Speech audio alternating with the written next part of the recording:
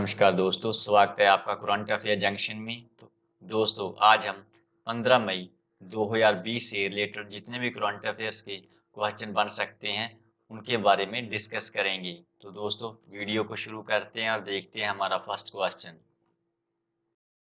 केंद्रीय वित्त मंत्री निर्मला सीतारमन ने हाल ही में नकदी संकट से जूझ रही बिजली वितरण कंपनियों यानी कि डिस्कॉम में कितने करोड़ रुपए की नकदी डालने की घोषणा की है? ऑप्शन नंबर डी हमारा सही आंसर होगा। 90,000 करोड़ रुपए इन वित्तीय कंपनियों में डालने की वित्त मंत्री द्वारा घोषणा की गई है। वित्त मंत्री निर्मला सीतारमन ने कहा कि अर्थव्यवस्था का चक्कर घुमाने के लिए बिजली वितरण कंपनियों का संकट दूर किया जाना जरूरी है। उन्होंने बिजली वितरण कंपनियों को उनकी होने वाली लेनदारी के एवज में 2 समान किस्तों में नकदी उपलब्ध कराई जाएगी। उन्होंने कहा कि सार्वजनिक क्षेत्र की कंपनियों, पावर फाइनेंस कारपोरेशन और ग्रामीण विद्युतीकरण निगम के जरिए यह राशि उपलब्ध कराई जाएगी। नेक्स्ट क्वेश्चन, किस राज्य सरकार ने प्रशिक्षित युवाओं के लिए रोजगार, स्वरोजगार के अवसर पैदा करने और कौशल विकास के अवसरों की पेशकश करने के लिए होप पोर्टल लॉन्च किया है? तो ऑप्शन नंबर सी हमारा सही आंसर होगा। उत्तराखंड सरकार द्वारा होप पोर्टल लॉन्च किया गया है। उत्तराखंड के मुख्यमंत्री त्रिवेंद्र सिंह रावत ने मंत्रिमंडल के साथ होप पोर्टल का लोकार्पण किया है। इस पोर्टल से उत्तराखंड में रहने वाले उत्तराखंडी तो जुड़े ही, बल्कि प्रदेश से बाहर रह रहे और काम कर रहे प्रवासी भी इससे कनेक्ट हो पाएंगे। राज्य के कुशल अकुशल युवाओं का डाटाबेस बनाने और उसके आधार पर रोजगार, स्वरोजगार हेतु अवसर उपलब्ध करवाने के मकसद से यह पोर्टल लॉन्च किया गया है। उत्तराखंड स्टेट के बारे में देखते हैं। इसका गठन 9 नवंबर 2000 को हुआ था। यहाँ के राज्यपाल बेबी रानी मौर्य हैं। यहाँ के मुख्यमंत्री त्रिवेंद्र सिंह रावत हैं और यहाँ की राजधानी देहरादून है। उत्तराखंड के नेशनल पार्क देखते हैं। यहाँ पे जिम कॉर्बेट नेशनल पार्क, फूलों की घाटी नेशनल पार्क, नंदा देवी राष्ट्रीय पार्क, गंगोत्री राष्ट्रीय पार्क, गोविंद पशु विहार राष्ट्रीय पार्क,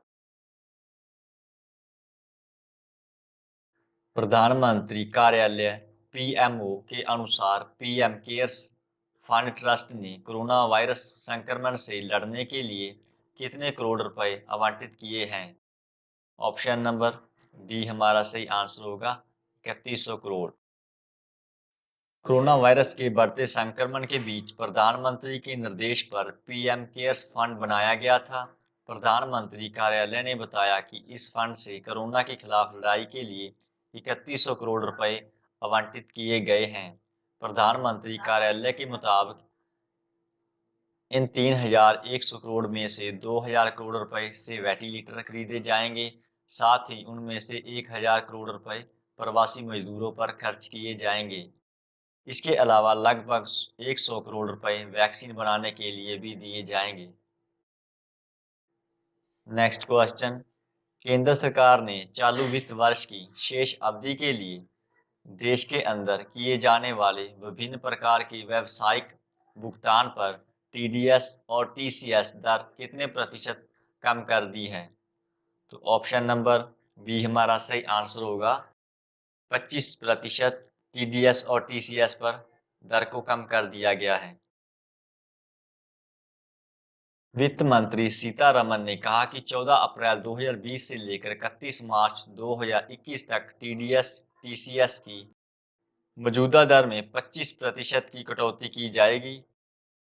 यह कटौती ठेकेदारों को किए जाने वाले भुगतान, ब्याज भुगतान, किराया, लाभांश, कमीशन अथवा ब्रोकरेज सभी पर लागू होगी।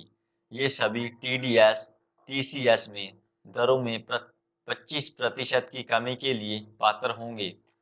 उन्होंने इससे करीब 50,000 करोड़ रुपए करदाताओं के बचेंगे जो सामान्य स्थिति में TDS, TCS के रूप में सरकार के खाते में जाते थे। पाकिस्तान क्रिकेट बोर्ड ने किस बल्लेबाज को राष्ट्रीय टीम का वनडे कप्तान नियुक्त किया है? ऑप्शन नंबर ए हमारा सही आंसर होगा बाबर आजम। पाकिस्तान क्रिकेट बोर्ड ने बल्लेबाज बाबर आजम को राष्ट्रीय टीम का वनडे कप्तान नियुक्त किया है। बाबर आजम ने अभी तक खेले 26 टेस्ट मुकाबलों में 45.12 औसत से 1850 रन बनाए हैं। पाकिस्तान के बारे में देखते हैं। इसकी राजधानी इस्लामाबाद है और यहाँ के प्रधानमंत्री इमरान खान हैं। विश्व आर्थिक मंच WEF के वैश्विक ऊर्जा परिवर्तन सूचकांक 2020 में भारत कितने स्थान पर पहुंच गया है? तो ऑप्शन नंबर डी हमारा सही आंसर होगा 82वें स्थान पर।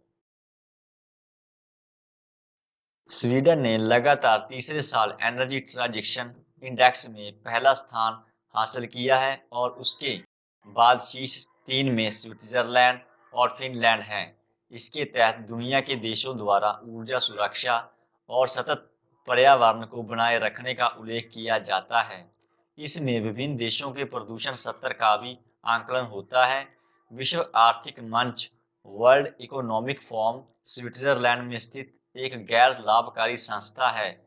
इसका मुख्यालय जिनेवा में है। स्विस अधिकारियों द्वारा इसे एक निजी सार्वजनिक सहयोग के लिए एक अंतरराष्ट्रीय संस्था के रूप में मान्यता प्राप्त हुई है। विश्व आर्थिक मंच के बारे में देखते हैं। इसका गठन 1971 में हुआ था। इसके संस्थापक क्लाउस शाब हैं। यह एक सार्वजनिक निजी सहयोग के उद्देश्य के लिए अंतर्राष्ट्रीय संगठन है। इसका मुख्यालय कोलोन स्विट्जरलैंड में है। ब्रिक्स देशों के न्यू डेवलपमेंट बैंक ADB ने कोरोना वायरस महामारी से लड़ने के लिए किस देश को $1 अरब की आपातकालीन सहायता ऋण राशि की मंजूरी दी है? ऑप्शन नंबर बी हमारा सही आंसर होगा भारत देश को यह ऋण दिया गया है। इस राशि का इस्तेमाल इस महामारी से होने वाले मानवीय, सामाजिक और आर्थिक नुकसान को कम करने के लिए किया जाएगा। ADB के निदेशक मंडल ने 30 अप्रैल को भारत के लिए आपातकालीन सहायता कार्यक्रम ऋण को मंजूरी दी थी और इसका उद्देश्य कोरोना वायरस महामारी के कारण होने वाले मानवीय, सामाजिक और आर्थिक नुकसान को कम करना है। शंघाई स्थित ADB की स्थापना ब्रिक्स देशों ब्राजील, रूस, भारत, चीन, दक्षिण अफ्रीका ने 2014 में की थी और इस समय इसका नेतृत्व दिग्गज भारतीय बैंकर KV कामत कर रहे हैं। एशियाई विकास बैंक के बारे में देखते हैं। इसकी स्थापना 19 दिसंबर 1966 को हुई थी। इसका मुख्यालय मांडलुयांग मेट्रो मनीला में है, जो कि फिलीपींस में है। इसके सदस्य देशों की गिनती 68 है।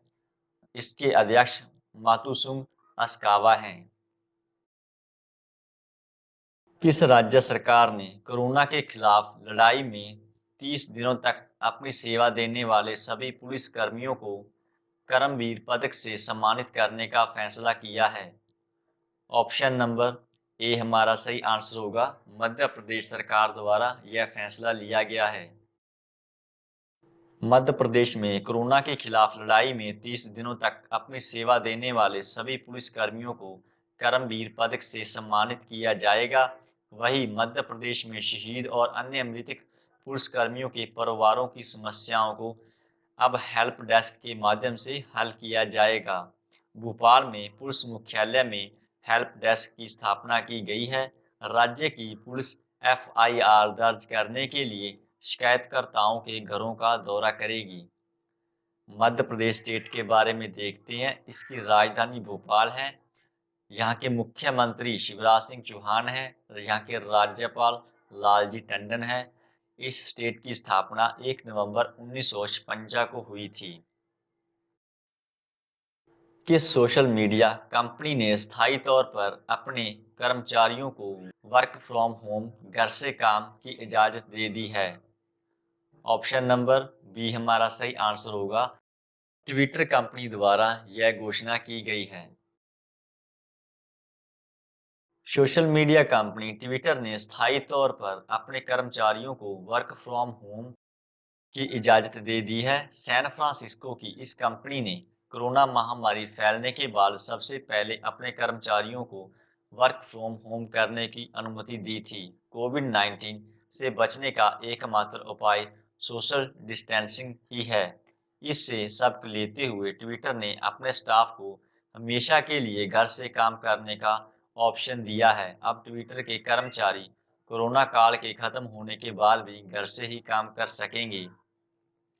ट्विटर के बारे में देखते हैं। यह एक सोशल नेटवर्क कंपनी है। ट्विटर एक अमेरिकी माइक्रो ब्लॉगिंग और सोशल नेटवर्किंग सेवा है जिस पर उपयोगकर्ताओं पोस्ट करते हैं और ट्वीट के रूप में जाने वाले संदेशों के साथ बातचीत करते हैं। इसके सीईओ जैक डोर्सी है। इसकी स्थापना 21 मार्च 2006 में हुई थी। इसका मुख्यालय सैन फ्रांसिस्को, कैलिफोर्निया, संयुक्त राज्य अमेरिका में है। इसके संस्थापक जैक डोर्सी, इवान विलियम्स, नु ग्लास, ब्रिजस्टोन हैं। इन सभी के द्वारा इसकी स्थापना की गई थी। किस राज्य के मुख्यमंत्री ने कहा कि किसानों को लाभान्वित करने के लिए उद्देश्य के साथ राज्य में विनियामक कृषि की खेती करने का निर्णय लिया गया है? ऑप्शन नंबर ए हमारा सही आंसर होगा। तेलंगाना सरकार द्वारा किसानों को लाभान्वित करने के लिए यह निर्णय लिया गया है। तेलंगाना सरकार ने एक अन्य फसल लाल चने की खेती को भी 10 लाख एकड़ तक सीमित कर दिया है। इसके अलावा राज्य जल्दी ही इस संबंध में एक घोषणा करेगा कि राज्य के किस क्षेत्र में किस फसल की खेती की जाएगी। राज्य सरकार ने किसानों के लिए अपने नए निर्देशों का पालन करना अनिवार्य बना दिया है। राज्य उन किसानों को न्यूनतम समर्थन मूल्य और ऋतुबंधु योजना का लाभ नहीं देगा जो इन निर्देशों का उल्लंघन करेंगे। तेलंगाना स्टेट के बारे में देखते हैं। इसकी स्थापना 2 जून 2014 को हुई थी। इसकी राजधानी हैदराबाद है। यहाँ के राज्यपाल तमिलसाई साउंडरराजन हैं और यहाँ के मुख्यमंत्री के चंद्रशेखर राव हैं। नेक्स्ट क्वेश्चन, किस राज्य को सोहराई खोबार पेंटिंग के लिए जीआई टैग मिला है? ऑप्शन नंबर ए हमारा सही आंसर होगा, झारखंड। झारखंड के हजारीबाग जिले के क्षेत्र में स्थानीय आदिवासी महिलाओं द्वारा तैयार किया गया यह एक पारंपरिक और अनुशासित भित्ति कला है। यह स्थानीय फसल और क्षेत्र के में विभिन्न रंगों की स्थानीय रूप से उपलब्ध मिट्टी का उपयोग करके शादी के मौसम में तैयार किया जाता है। झारखंड के बारे में देखते हैं।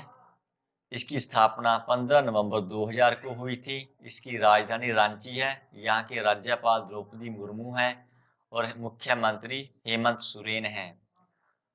जियोग्राफिकल इंडिकेशन के बारे में देखते हैं, यानी कि जीआई के बारे में। जीआई टैग 10 वर्षों की अवधि के लिए दिया जाता है, जिसके बाद इसे फिर से रिन्यू कराया जा सकता है। 1999 जीआई एक्ट भारत में जीआई टैग की सुरक्षा के लिए बाध्य है। 2004-5 में दार्जिलिंग चाय का भारत का पहला जीआई टैग उत्पाद बन गया था। जीआई लोगो और स्लोगन 2018 में लॉन्च किया गया था। हाल ही में किस मंत्रालय द्वारा चैंपियन पोर्टल का शुभारंभ किया गया है? ऑप्शन नंबर ए हमारा सही आंसर है। सूक्ष्म, लघु और मध्यम उद्यम मंत्रालय द्वारा यह पोर्टल लॉन्च किया गया है। चैंपियन पोर्टल यानी कि creation and harmonious application of modern process for increasing the output and national strength यह पोर्टल भारतीय एमएसएमईएस की सहायता के लिए आधुनिक आईसीटी उपकरण बनाने का लक्ष्य रखता है। इसका उद्देश्य उत्पादन और राष्ट्रीय शक्ति को बढ़ाना है। यह पोर्टल एक नियंत्रण कक्ष के रूप में कार्य करेगा जो उद्योगों की जानकारी को प्रदान करेगा। ये system data analytics, artificial intelligence और मशीन लर्निंग के साथ सक्षम होगा। इस प्रणाली को पूरी तरह से भारत सरकार के सीपी ग्राम्स के साथ जोड़ा गया है। सीपी ग्राम्स यानी कि centralised public grievance and monitoring system. MSME के बारे में देखते हैं। इसकी स्थापना 2007 में हुई थी। इस मंत्रालय का मुख्यालय नई दिल्ली में है। केंद्रीय मंत्री नितिन जयराम गडकरी हैं और राज्य मंत्री जो कि स्वतंत्र रूप से काम कर रहे हैं प्रताप चंद्र सारंगी हैं, बालासोर ओडिशा से। दूध और डेयरी उत्पादों में मेलामाइन मिलावट की उपस्थिति का पता लगाने के लिए किसने कम लागत वाला उपकरण विकसित किया है? ऑप्शन नंबर ए हमारा सही आंसर होगा आईआईएससी बेंगलुरु, यानी कि Indian institute of science Bengaluru. Indian institute of science Bengaluru ने दूध और डेयरी उत्पादों में मेलामाइन मिलावटी की उपस्थिति का पता लगाने के लिए एक कम लागत वाला उपकरण विकसित किया है। उपकरण का नाम फ्लोरोमीटर है। यह पता लगाने में सिर्फ 4 मिनट ही लगाता है। भारतीय खाद्य सुरक्षा और मानक प्राधिकरण ने सितंबर 2008 में चीन से सभी दूध और दूध उत्पादों पर प्रतिबंध लगाया था क्योंकि उसमें मेलामाइन पाया गया था। भारत दुनिया का सबसे बड़ा दूध उत्पादक और उपभोक्ता देश है। मेलामाइन के बारे में देखते हैं। यह एक कार्बनिक आधार रासायनिक है जो आमतौर पर नाइट्रोजन में समृद्ध सफेद क्रिस्टल के रूप में पाया जाता है। मिलावट के रूप में इसे दूध में इस्तेमाल किया जाता है। मेलामाइन के अलावा दूध में नाइट्रोजन की मात्रा बढ़ जाती है। मेलामाइन गुर्दे से संबंधित बीमारियों और गुर्दे की विफलता का कारण बन सकता है। ग्लोबल न्यूट्रिशन रिपोर्ट 2020 के अनुसार भारत को किस वर्ष तक वैश्विक पोषण लक्ष्य पाने में असफलता आने की संभावना है? ऑप्शन नंबर डी हमारा सही आंसर होगा 2025। ग्लोबल न्यूट्रिशन रिपोर्ट 2020 में कहा गया है कि भारत उन 88 देशों में शामिल है जिनके 2025 तक वैश्विक पोषण लक्ष्य चूकने की संभावना है। वैश्विक पोषण लक्ष्य के बारे में देखते हैं। 2012 में विश्व स्वास्थ्य सभा, विश्व स्वास्थ्य संगठन की निर्णय लेने वाली संस्था ने 2025 तक मिलने वाले 6 पोषण लक्ष्यों की पहचान की थी। पहला है 5 वर्ष से कम उम्र के बच्चों में स्टंटिंग को 40% कम करें। दूसरा, 19 से 49 वर्ष की आयु की महिलाओं में अनीमिया के प्रसार को 50% कम करें। तीसरा है कम जन्म के वजन में 30% की कमी सुनिश्चित करें। चौथा, सुनिश्चित करें कि बचपन में अधिक वजन ना बढ़े। पांचवा, कम से कम 50% तक पहले 6 महीनों में विशेष स्तनपान की दर में वृद्धि करें। और लास्ट, 5% से कम के लिए बर्बाद करने वाले बचपन को कम और बनाए रखें। निम्नलिखित में से कौन आईसीसीआर भारतीय सांस्कृतिक संबंध परिषद द्वारा जारी किए गए गीत यूनाइटेड वी फाइट के लेखक और संगीतकार हैं? ऑप्शन नंबर ए हमारा सही आंसर होगा जो अल्वारेस। कोविड-19 संकट के वर्तमान समय में आशा और सकारात्मकता को बढ़ाने के लिए वसुधैव कुटुंबकम का सार फैला विश्व एक परिवार है को कई कलाकारों द्वारा बनाया गया एक गीत जारी किया है। गायिका शेफाली अल्वारेस रशीद ने अपने इंस्टाग्राम अकाउंट पर इसको साझा किया है। किस टेक कंपनी ने भारत में छोटे और मध्यम व्यवसायों के लिए bank to business solution box launch किया है? ऑप्शन नंबर डी हमारा आंसर होगा माइक्रोसॉफ्ट द्वारा यह सॉल्यूशन जारी किया गया है। इस बॉक्स को 4 हिस्सों में बांटा गया है। पहला है स्टार्टर। स्टार्टर बॉक्स छोटे संगठनों के लिए डिजाइन किया गया है जिन्हें सुरक्षित वातावरण में दूरस्थ कार्य और सहयोग समाधान की आवश्यकता होती है। दूसरा है बूस्टर पैकेज। ये पैकेज मध्यम आकार के व्यवसायों के लिए बनाया गया है जिन्हें ऑनलाइन और डेस्कटॉप अनुप्रयोगों, ग्राहक प्रबंधन, बैकअप सेवा और एक सुरक्षित आपदा वसूली रणनीति दोनों की आवश्यकता होती है। तीसरा है आधुनिक व्यवसाय। एसएमबी ग्राहकों के लिए तैयार किया गया है जिन्हें अपने उत्पादकता सूट के साथ एक साधारण सुरक्षा नींव की आवश्यकता होती है। और चौथा है उन्नत समाधान। एसएमबीएस के लिए है जो उन्नत सुरक्षा क्षमताओं, लागत में कमी और बेहतर बुनियादी ढांचे के प्रबंधन की आवश्यकता होती है। माइक्रोसॉफ्ट के बारे में देखते हैं। इसकी स्थापना 4 अप्रैल 1975 को अल्बुकर्क, न्यू मैक्सिको, संयुक्त राज्य अमेरिका में हुई थी। इसका मुख्यालय रेडमंड, वाशिंगटन, संयुक्त राज्य अमेरिका में है। इसके संस्थापक बिल गेट्स, पॉल एलन हैं और इसके सीईओ सत्या नडेला हैं। दोस्तों, वीडियो को अंत तक देखने के लिए और हमारे साथ जुड़े रहने के लिए आपका बहुत बहुत धन्यवाद। Thank you.